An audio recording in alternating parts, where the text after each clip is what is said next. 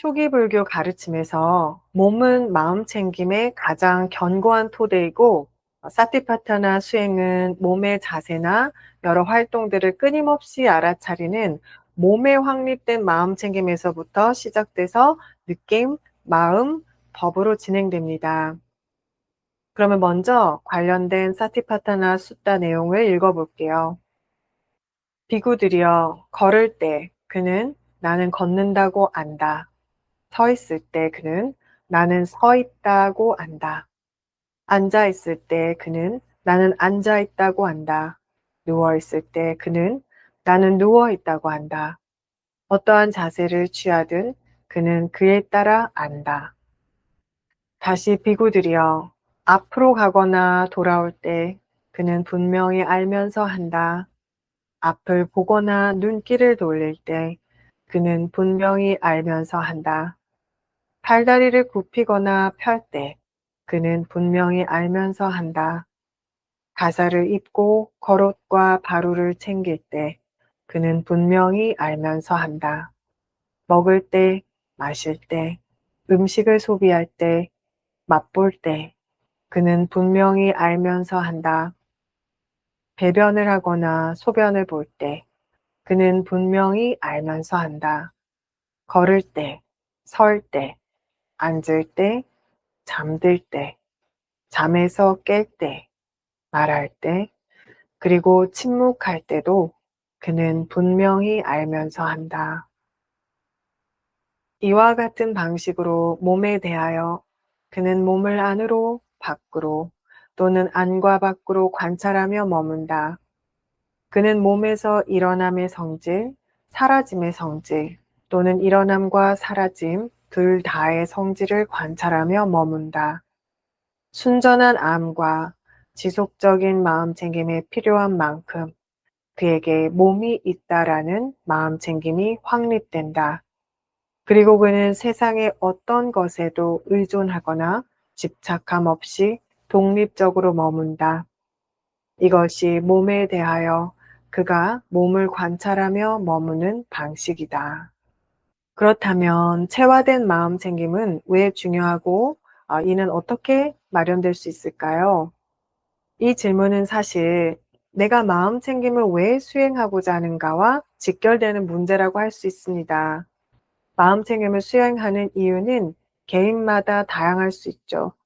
열반을 얻는 것이 목적인 경우도 있고, 좀 더 초연하고 일희일비하지 않는 평정심을 갖고 싶어 하는 경우도 있고, 또 통증이나 정신적 증상들을 개선하고 싶어 하는 경우들도 있습니다. 저는 체화된 마음 챙김이 이 모든 목적에 기여할 수 있다고 말씀드리고 싶습니다. 특히 몸 전체에 넓게 체화된 넓은 마음 챙김은 그렇습니다. 이와 관련해서 아날라요 스님이 강조하시는 체화된 마음 챙김, embodied mindfulness는 몸 전체에 넓게 확립된 알아차림입니다. 이것은 부분적인 아주 좁은 주의가 아닙니다. 몸의 일부나 어떤 한 점에 집중하는 게 아니라 몸 전체의 포괄적인 알아차림, 즉 현존이 확립된 상태라고 할 수 있습니다. 위파사나나 사마타 수행을 할 때는 특별히 강조되지는 않는, 익숙하게 들어보지는 않는 포인트라고도 할 수 있죠. 그러나 초기 경전에 근거한 통찰력 있는 포인트라는 것을 알 수 있습니다. 또한 이어지는 사티의 중요하고 마음 챙김의 이점을 제대로 살려주는 중요한 요소라는 것도 알 수 있습니다. 이어지는 사티는 사티파타나 수행 또는 이에 대한 후대 이름인 위파사나 수행에서 수행의 진전의 가장 근간이 되는 요소이죠. 사티가 이어질 때 우리는 경험되는 현상들을 더 이상 피상적인 주의로 대하며 잘못된 견해와 인식들에 빠졌던 것으로부터 벗어납니다. 이어지는 사티는 매 순간 현재에 오롯이 머물게 하여 과거나 미래의 인식들 또는 그에 대한 가래에 빠져있지 않을 수 있는 조건을 만들어줍니다. 현재를 꿰뚫어 볼 수 있게 만들어주는 조건이 되죠. 이어지는 사티는 위파사나 수행에서 16단계의 통찰지를 차례로 통달해주는 조건이 됩니다. 또한 열반에 이르게 하는 조건 중 하나인데 다음 순간에 몸과 마음의 형성에 대한 가래로 인해 다음 순간의 형성으로 마음이 움직여 나가는 과정에 깨어 있으면서 그것을 관찰하여 소멸의 순간을 보고 열반을 체험하게 합니다.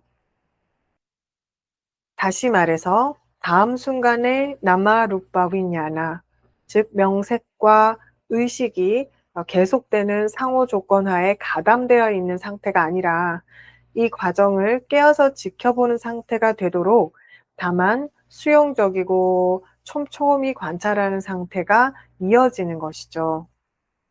이와 관련하여 아날라우스님은 몸에 대한 마음 챙김이 단지 신체 감각의 관찰에 그치지 않고 이어지는 사티를 위한 수행 전체를 이끄는 안정된 토대로 작용한다고 강조합니다.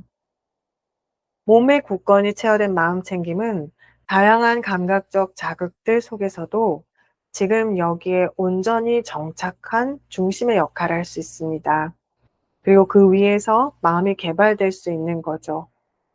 아날라우스님은 마음 챙김을 단순히 특정 대상들에 머무는 주의 집중이 아니고 몸과 마음 경험들 전체에 열린 관찰, 오픈 모니터링의 방식으로 두는 것이 초기 경전에 더 가깝다고 봅니다.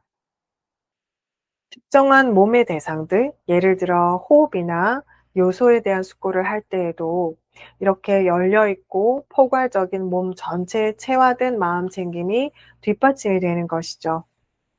이 부분이 실제 수행에서 중요한데 위파사나나 사마타 수행을 하셨던 분들 중에 이러한 폭넓은 포괄적인 사티를 몸에 지속적으로 확립한 채 수행을 했을 때 전과 다른 진보를 경험하는 경우들도 있습니다.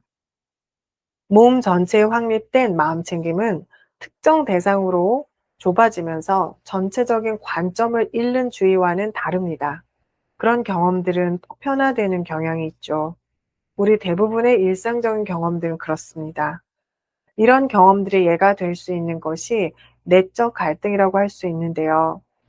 우리가 느낀 것, 생각하는 것, 의도하는 것들이 서로 충돌하며 갈등적인 경우들이 많죠.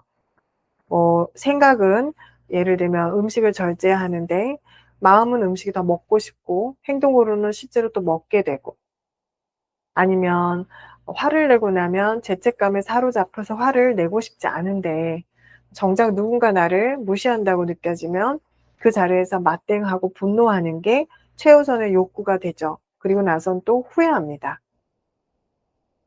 통찰도 마찬가지입니다. 초기 불교에서 좁아진 상태의 마음은 주로 불선업적인 마음과 관련이 있습니다.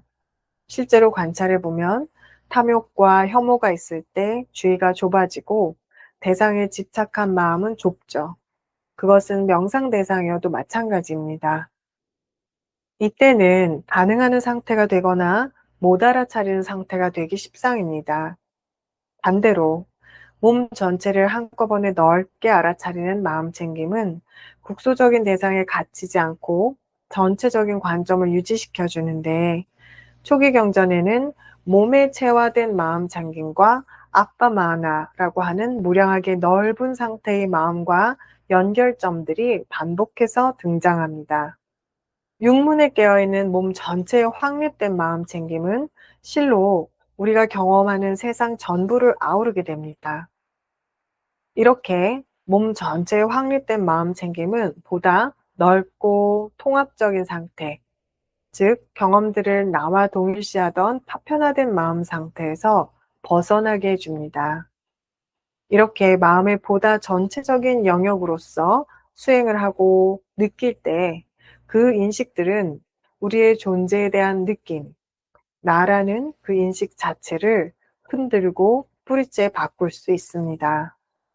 그러면 이러한 포괄적으로 깨어있는 마음챙김의 특성은 어떻게 해서 마련할 수 있는가?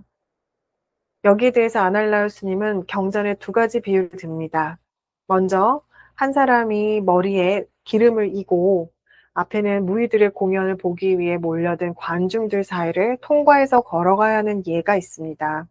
그리고 이 사람 뒤에는 이 기름이 한 방울이라도 떨어지면 목을 베려고 이렇게 칼을 든 사람이 뒤따라오는 상황입니다.